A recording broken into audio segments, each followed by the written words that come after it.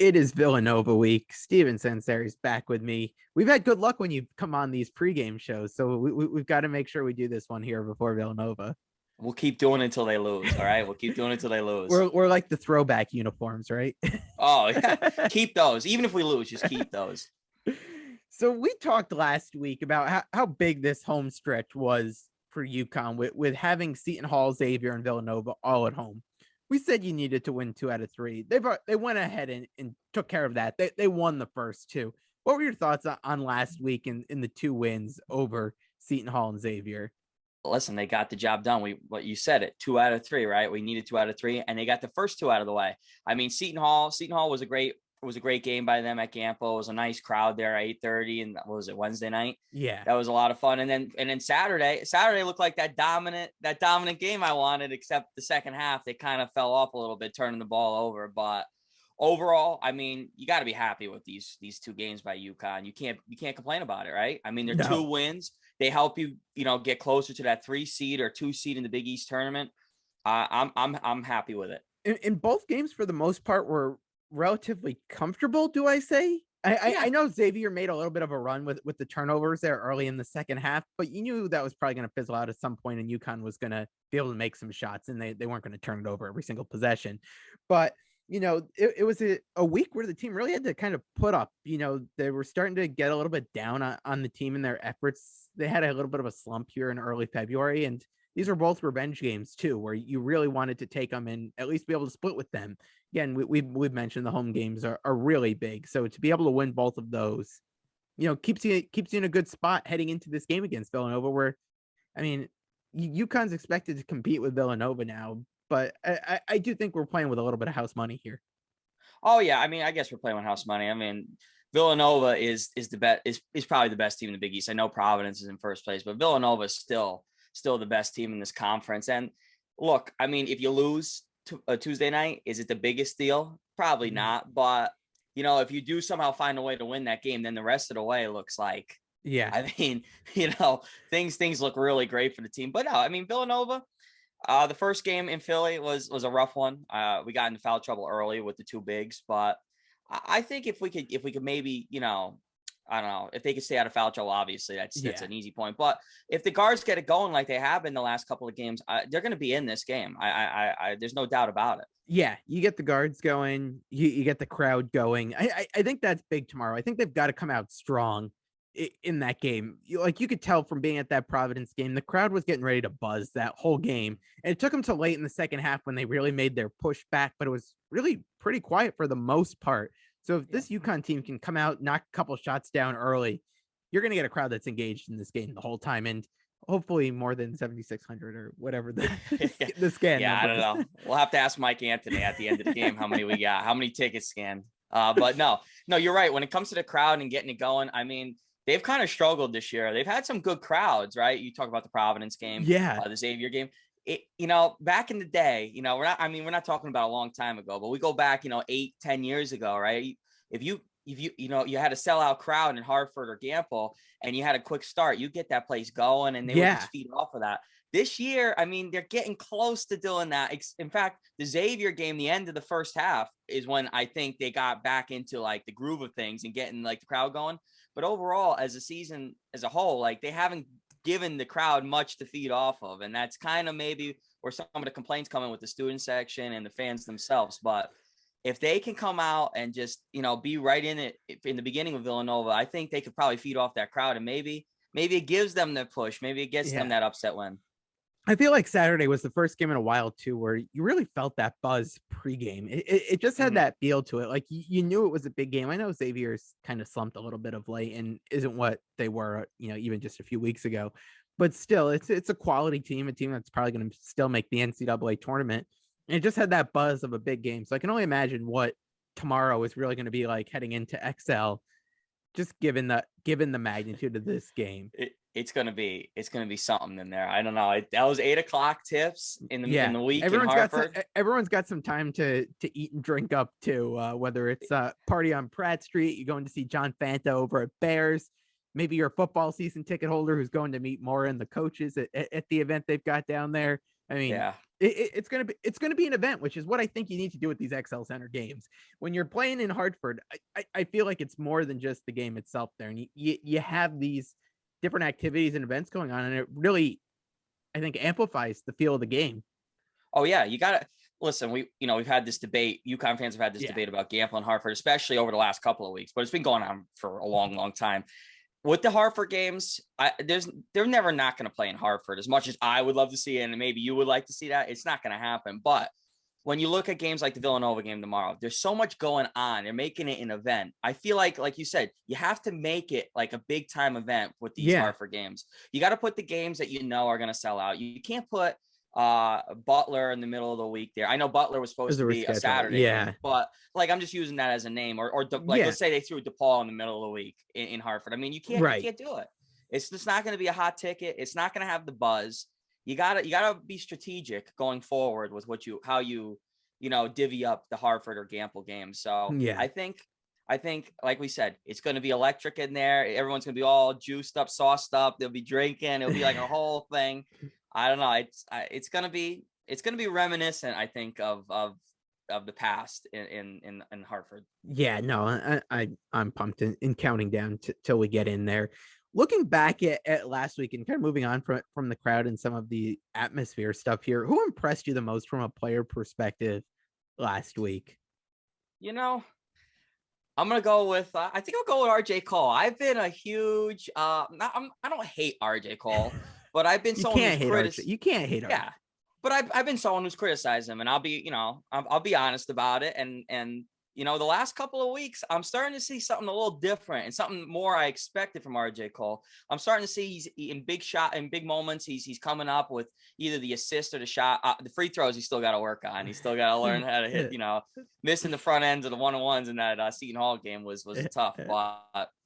I think overall he's been playing great at the point guard spot, and Tyrese Martin has played pretty solid for them too. I mean, the Xavier game he didn't have many points, but I think he got a lot of rebounds in that game if I'm remembering correctly. I mean, I don't know. They're just playing. I think the two guards, if you get Cole and Martin going, they're pretty hard to beat. Yeah. I'm going to go with another upperclassman, and I'm going to go with Tyler Polley. I mean, he carried them in that first half, hitting some shots off the bench against Xavier the other day.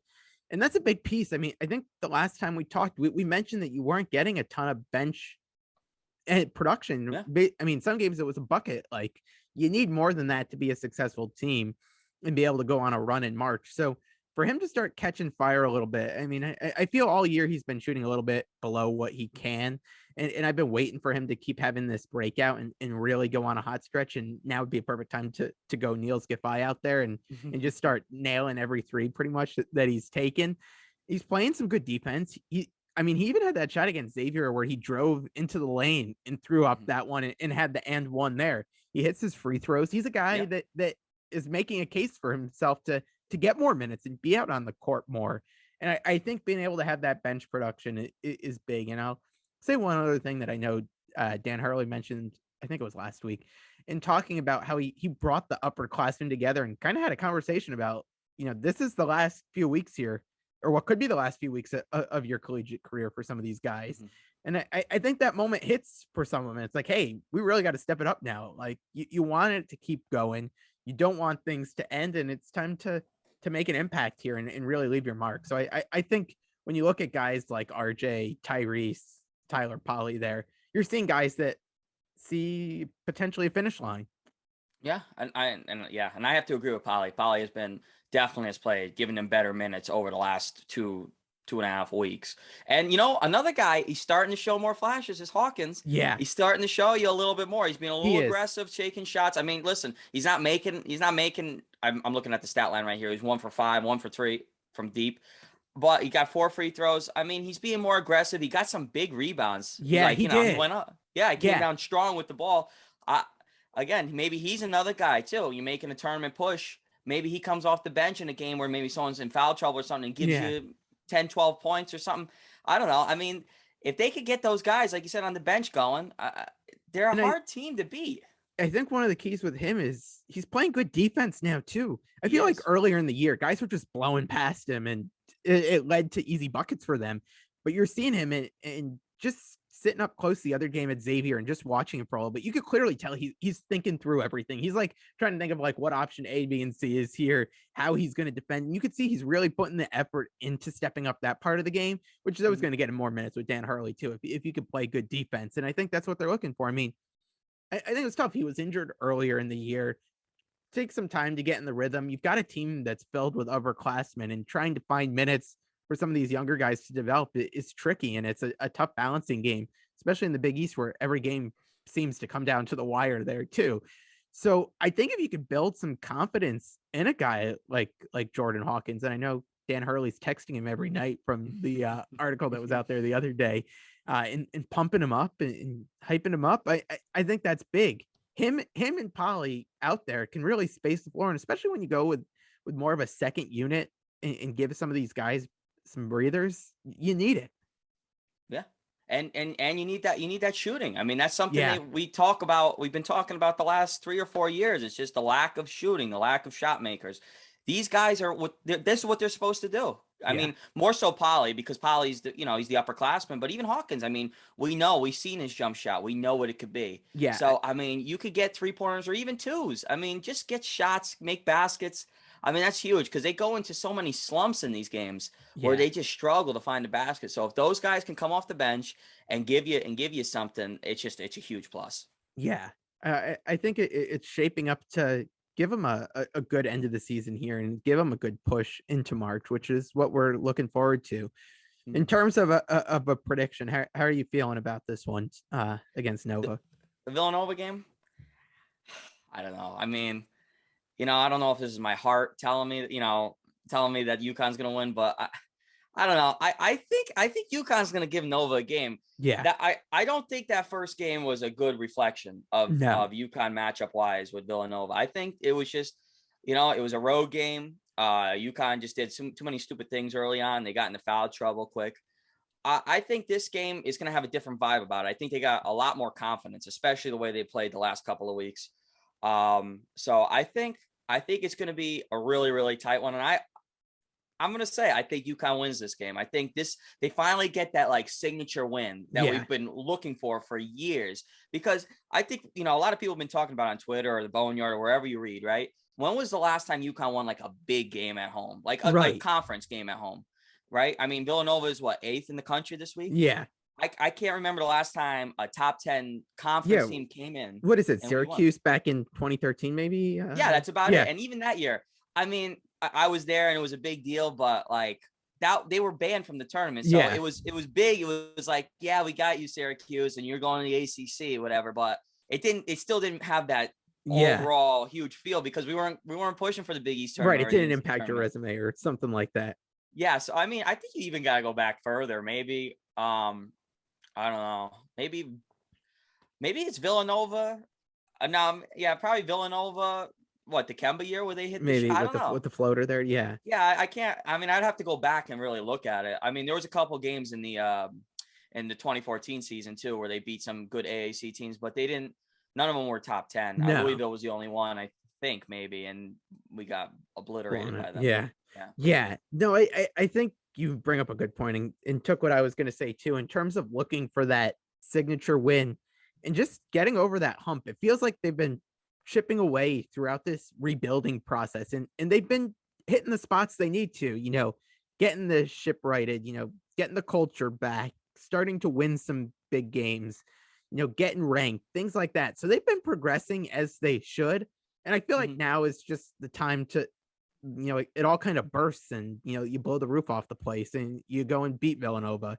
I don't think they go out and win an easy game against Villanova. There's no such thing there. But if UConn picks them off by a couple of points here, it wouldn't surprise me. I think, again, as you mentioned, you get a much better effort, I think, than you did the other day.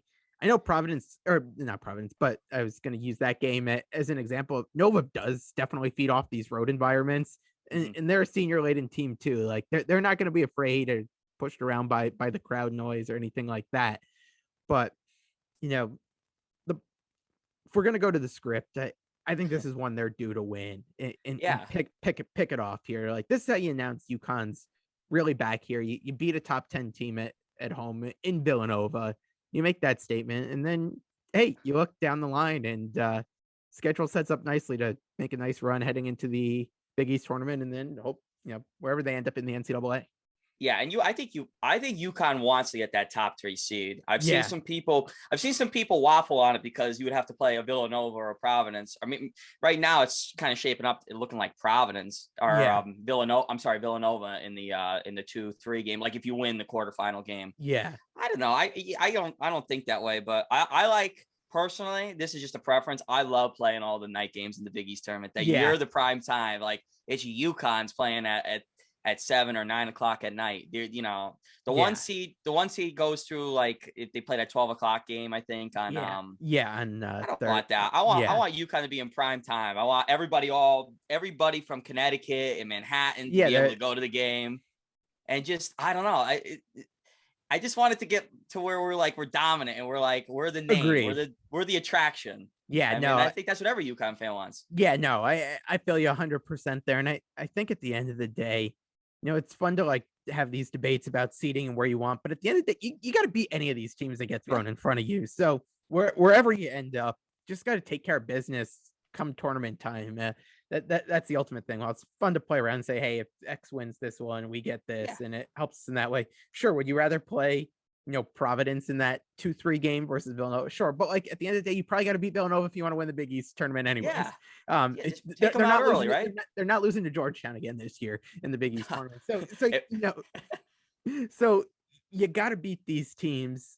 And I know everyone desperately wants that rematch against Providence. And I think if you get it at MSG in a semifinals, I don't think you can ask for much more than that. I would love it. You tell me 9 o'clock tip, UConn Providence, semifinal Friday. I mean, I would love it. We would just blow them out. And just send the message. But, you can't look ahead. You really want to win the quarterfinal game. Yeah. Yes. Because I think that quarterfinal game is going to be tricky too. Because just looking, you're getting all those teams that are kind of in the hodgepodge at the middle there, whether it's another game against Seton Hall, Xavier, St. John's.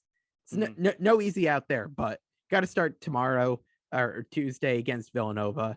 See what you can do there and build from there. But Steven, as always, appreciate you hopping on to get us hyped up pre-game. And now we'll go to the interview. There's only one person I could bring on for this interview, Steven. I think you have to know who's coming on after you this week. The man, the legend in the Big East, Mr. John Fanta. It is. John Fanta's here. He's going to fill us in on UConn Villanova, get us even more hyped up for that game.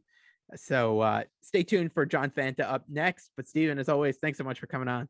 Thank you.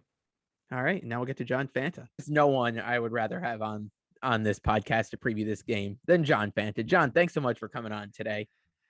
Jared Kotler, it is great to be with you. It's always good talking basketball with you. And I got to say, I am super excited to be at the XL Center on Tuesday night. We're bringing our pregame show out to Bear Smokehouse, right near the arena in Hartford. And this is what UConn's return to the Big East, the vision for it was.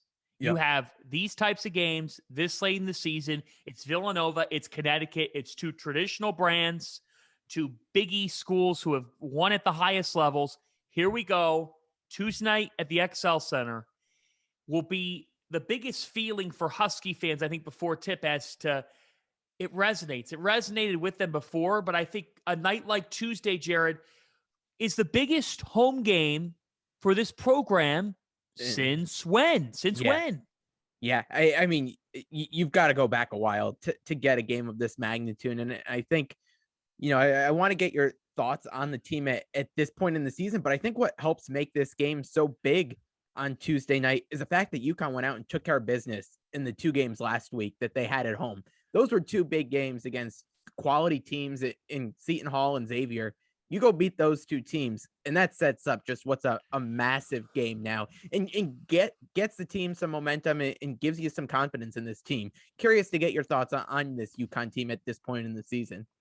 Well, when the schedule came out back in the fall, we instantly said, well, that will be the defining stretch of the season.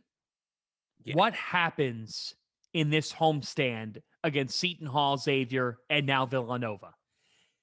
on paper, you would have said, well, get 2 or 3. Well, they've gotten 2. So now you head into this game, a mammoth game with momentum on your side. What do I think of this team? I think that they are an elite physical team in that category of physicality. They fit that mold. And you have to be ready for a fight if you're going to beat them. And the thing is, dealing with number 21 is next to impossible. He is an immovable force. I love Adama Sanogo and think that he has only taken off into that next echelon of the great players in the country. And I think he is an all Big East first team caliber performer. I think he's the best big man in the Big East Conference. I really do believe that when you look at his whole body of work, that's what would come out of that. For me, the question that we had at the beginning of the season is still the question we have now, Jared. And that is, what is happening on a game-to-game basis with this team on the perimeter? Yeah. Because if it's not RJ Cole and Tyrese Martin, if one of them's having an off game, it gets tough. Slim pickings. It gets very difficult. And that's where I get concerned, because they have options, but those options have not been very consistent. And that's where, when you're facing a great team, you need them to give you something. You need them to give you some sort of production. So that's where I look at Tyler Polley. I look at Isaiah Whaley. And then I look at a freshman like Jordan Hawkins. I said this last week. Jordan Hawkins hit an early second half 3 against Seton Hall, and it felt like he just hit 3 threes. Yeah. That was the reaction from the crowd, because that's how physical this UConn team is. If they just get a little bit of scoring from beyond the arc, it's a difference maker. Yeah. It is. They could win 2 tournament games. Yeah, I think you bring up some good points there. I'm curious to get your thoughts looking back on that matchup a couple weeks ago against Villanova. If you're Dan Hurley and UConn, what changes are you looking to make? I know some of the things are kind of obvious, like Kevin and Adama Sanogo not pick up 2 early fouls and play with some foul trouble there. But outside of the obvious, where are you looking to make some adjustments there? In the pace category, you can't get into this possession for possession 40-minute 1945 game with Villanova. That's what Villanova wants to play. Yeah. They would like to slow you down, take you out of what you do offensively, take out your best player, your most impactful player, so they take out Sanogo. But Jared, for UConn to win this game, they're going to need some tempo. They need some stops and some pace off of it. They need to get that crowd behind them. Villanova wants to wear you down with their offense. They want to wear you down with perimeter shot making, which is what Colin Gillespie and Justin Moore do so well, albeit hurt. But what in that first game, Moore doesn't even play, and it didn't matter because I thought Eric Dixon just cashed in. Yeah. He dominated the game, and that's a direct credit to Jay Wright in getting Sanogo in foul trouble. I think there's got to be some adjustments there, and I also think that if you're Connecticut, you can't be so centric on RJ Cole. And look, RJ Cole's a great player, and he's the straw who stirs the drink. But I think somebody else has to step up tomorrow in terms of usage rate and shot selection rate and all those things that we look at. Because when Cole's taken a little bit less shots, it's actually led to some more success for UConn. It has. Yeah. If you're looking for that guy to step up tomorrow, I know the guy I've got in mind is probably kind of obvious in Tyrese Martin. I think when he plays really well and can have an impact on the game, it only, does better for UConn there. Who's the guy you're looking for tomorrow? Is it a guy like Tyrese Martin, or is it a guy like a Polley or a Hawkins who might be able to help from the perimeter a little bit more? Yeah, I think that Tyler Polley's got to give them something. He's got to be able to catch and shoot and make some shots for this team. Here's the thing. Against Villanova, what Villanova does is they take your weakness and they make it their strength. That's what they do really well. And they're annoying to play. Like, when you're a fan, you know this. Oh, they're annoying. Just watching that game last week with them in Providence, you could, like, I just was getting nightmares already of, you get back in the game and Gillespie knocks down a 3, or, and it takes the air right out of the building. And that's what Villanova's going to do. Here's the thing. I'm not saying that he has to impact the game from a scoring perspective, but he's got to help them on offense. Here's the name I'm going to say. All right, let's hear it. Can Andre Jackson give this team something productive on the offensive end of the floor? I like it. Against Villanova the first time, he was a non-factor. He scored a point. You know, for how much he's playing, he went 0 for 6 from the field, Jared. Yeah. Jared, imagine if he hits 3 shots. Yeah. Do the math. It was an 11-point game. game. Maybe it goes a little differently. So I'm just saying, like, you got to have your sophomore who's super athletic, who you play a lot. He plays a lot of minutes. He's going to be out there. Yep. He'll be out there. So you know what Villanova's going to say when he gets the ball tomorrow? Yep. Shoot it. Shoot it. Andre, you're in front of your home crowd. Deep breath. Hit that shot. They're going to get open looks. Hawkins hit 3 threes in the first meeting with Villanova. Villanova wants those guys taking shots. So the ability of those guys to make shots, because Cole will get picked up by Gillespie, and Tyrese Martin will probably get picked up by Moore. If not, Brandon Slater picks him up just to try and take him away. Slater might try to eliminate him with his defense. So I think it's really important that UConn gets something from their supporting cast, because you're not going to beat Villanova if you don't. I truly think that. No, I think that's a good point you make, because I think when you look back at the loss they had to Creighton a few weeks ago, that was the difference right there in terms of Greg McDermott's game plan there, and taking Isaiah Whaley and moving him outside of the paint and basically forcing him to make threes. Make anyone make some threes to beat them. So I think that's an interesting point there. Going in and just looking at the Big East in general, while I've got you, curious to get your thoughts on the conference at this point in the year. I think heading into the season, it seemed like Villanova was always going to continue to be that top tiered team, but you're going to kind of have a hodgepodge of teams right below Villanova. How is the Big East sorted out in your opinion at this point in the season? Well, the Big East has sorted out into a league that I think can send 3 teams to the Sweet 16, if not potentially a 4th that's a dark horse. And I think that anything less than 2 would be a big failure. You got to send multiple teams to your second weekend with the kind of year that this league has had. So let's tier it out a little bit. Okay. Tier number 1 for me is Villanova, Providence, and I will go with Connecticut. I'll go with the 3 ranked teams. I'll put Connecticut there because I think that Connecticut on their best day is good enough to beat Villanova and Providence on their best day. You got someone buying you some brisket tomorrow at Bears for doing that. Well, I do. I do think that when they play their best, that they're capable of it. Mm-hmm. That being said, they've had their lows, and their lows are capable of losing to anybody. Right. In the league. Maybe for this year, except Georgetown, unfortunately, but that's just how things have gone for Georgetown. Tier number 2 for me comes down to Marquette, Creighton, and I will throw Seton Hall in there because Seton Hall is tough. They're tough. They are. And they are a team that I still would not want to see in the Big East tournament because it seems like they're in every game.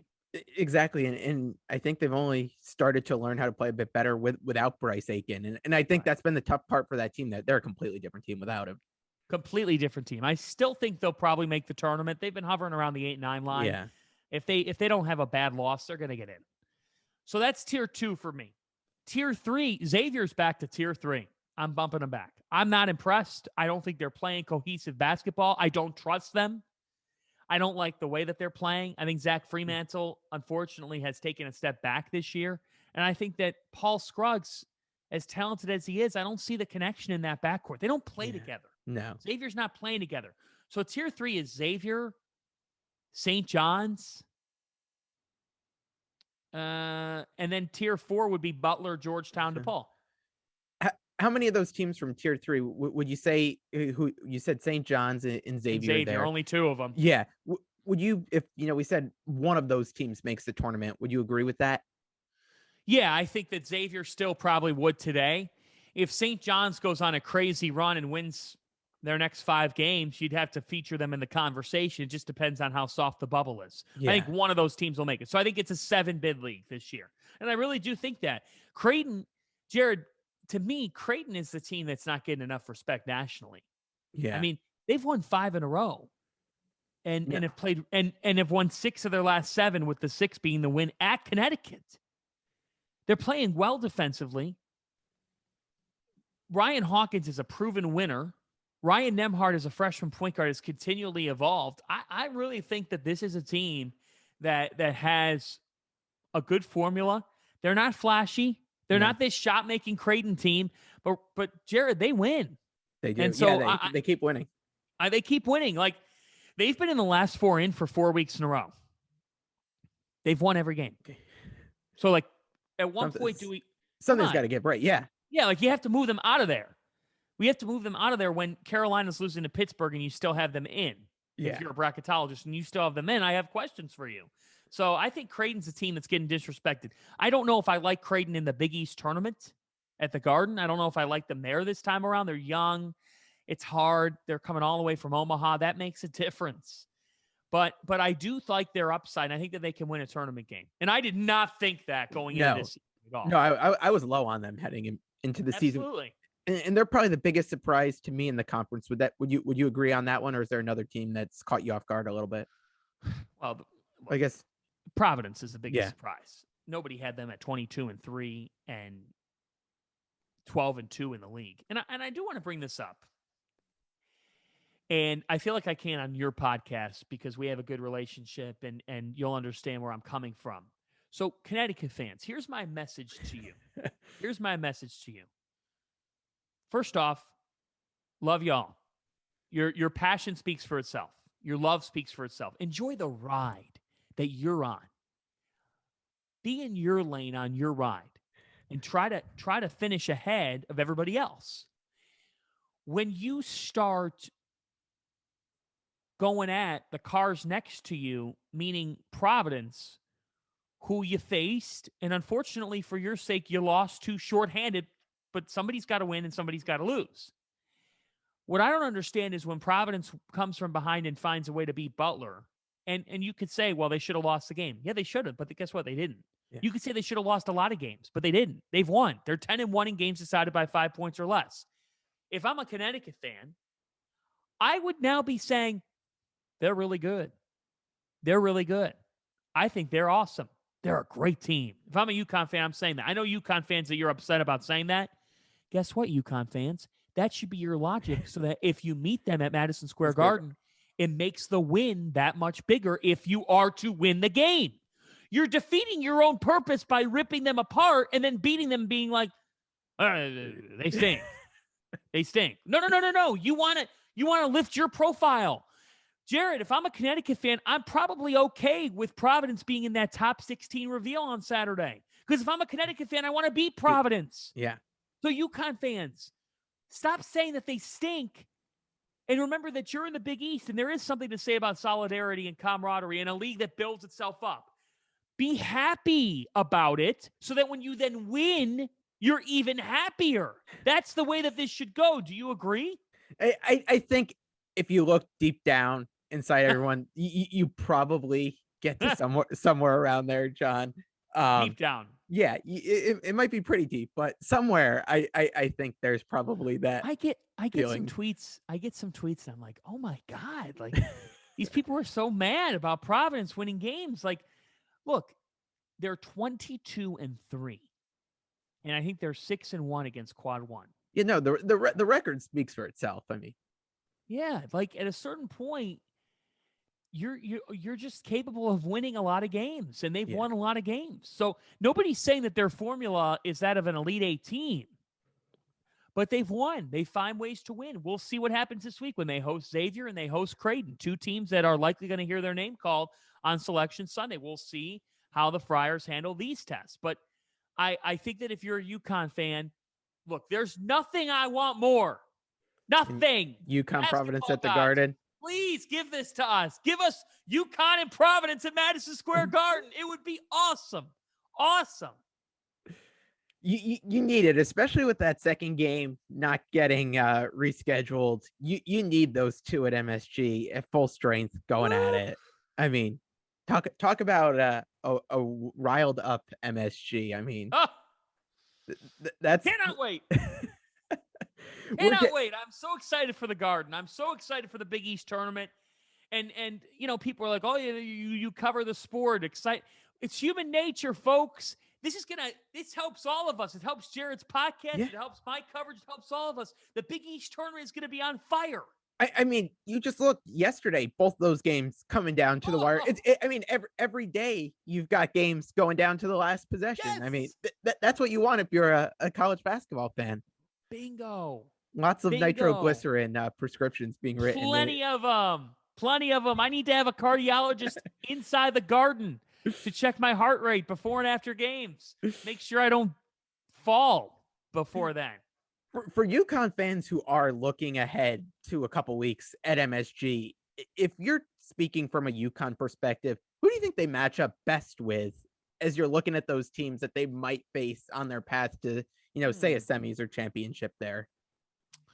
Yeah, that's a great question. So if they get the 3 seed, they could match up with any of Xavier, Seton Hall, or St. John's in all likelihood. I think they match up quite well with Xavier. I think that they just split that, and the game on a neutral floor would go UConn's way.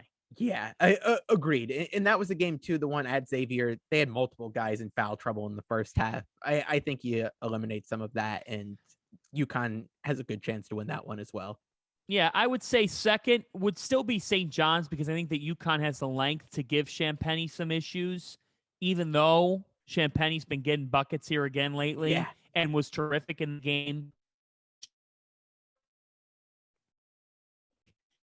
That Connecticut can give St. John's fits defensively and can be able to get the game to their liking with Sonogo inside. Sonogo has a big advantage over Soriano. A big advantage. He does. Seton Hall would be the team I would not want to meet in the 9:30 game. You know why, Jared? Seton Hall's been great at the Garden over the last 6-7 years. They've had a terrific track record there. And home phone going off. But I think that they're a team that that you look at and you say with Seton Hall, like their toughness is going to have them in that game. You're not going to have an easy quarterfinal game against them. So that's who I would want to play. And then if I were UConn, I'd want to play Providence in the semifinals. Yeah. And then look, if you get to the championship game, you'd probably want to play Marquette or Creighton. Yeah. But Georgetown, that's not how this works. Yeah, right. Exactly. So that's the most likely path here. But we'll see, man. Things change all the time. In this league, we've entered this final stretch of 2 weeks. And I've said, I think I know one thing, and we do not. No, so this is the witching weeks here in the Big East, right? Yes, it is. These are the witching weeks. Well, John, I'll get you out of here on this one. Give a plug again for the Bears event with Big East shoot around, and then we'll wrap with this. We're going to be at a barbecue place. I need to know the Fanta barbecue favorite. So 6 Eastern time, Tuesday. UConn fans, I'd like to see all of you. I'd like to meet you. I'd like to talk with you. I'll buy you a beer. You might regret some of it. Bears Smokehouse in Hartford. Bears Smokehouse in Hartford. Please meet us. My dream barbecue is some brisket. I'd like some cornbread. Do they have any of that? Yeah. There? They do. I'd like some mac and cheese as well. Yeah. I gotta you got that. It all there. I got to have that on the plate. That's my dream barbecue, starting with the brisket. I want to see you guys Tuesday, 6 Eastern time. Bring the energy to Bears. I'm telling you, I'll get you a beer. You'll have some fun. We've got Charlotte Carroll from The Athletic who's going to stop and give her keys to the game and give some insights on this team. You could talk with Charlotte as well. She does a terrific job covering this team for The Athletic. She'll be around. I'll be around. Would love to meet you guys. Please come say hi. Tuesday night at Bears. Look forward to having you, and then I'll head over to the XL Center with complete coverage, and we'll be on after the game with interviews and one-on-ones and all that jazz, and probably a Twitter Spaces as well. Riding the horse from Bears to XL, right? Yeah, right, exactly. getting on that horse from Bears to XL Center. Well, John, as always, I appreciate it. I think I echo everyone when we're excited for Tuesday night for all the festivities. We've got the game, we've got the Bears. Got the party on Pratt. We've got everything. It's going to be a lot of fun in Hartford. Cannot wait. This is what it's all about this time of year in college basketball. When you can have a ranked versus ranked game in the Big East and it features UConn and Villanova, say less. There we go. John, appreciate the time as always. Thanks so much for coming on, and we'll see you down at Bears. Thank you, Jared. See you there. See you there.